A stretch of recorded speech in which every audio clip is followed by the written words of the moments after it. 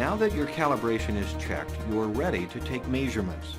On the screen, press Return to Main, and then press Begin Measurement. Make sure you have a notepad when you walk to the sign so you can record all necessary sign characteristics. Look for a barcode on the sign. If there isn't one, you'll have to enter a sign inventory number in the device after you're done taking measurements.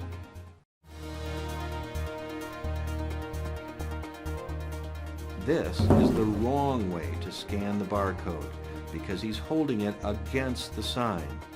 Keeping it a few inches away from the sticker and pulling the trigger activates the barcode reader.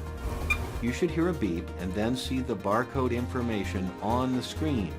If it doesn't beep, reposition your device and try again. Now measure the retroreflectivity of the sign sheeting.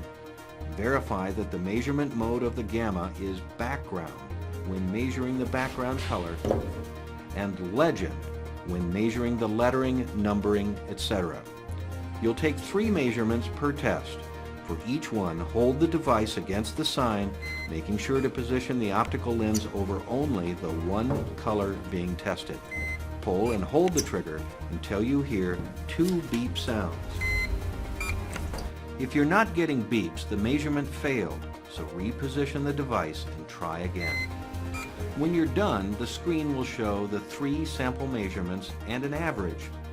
Enter the sign inventory number in the comments section for each sign that did not have a barcode. For each sign tested, record the other sign characteristics needed for this project on your notepad.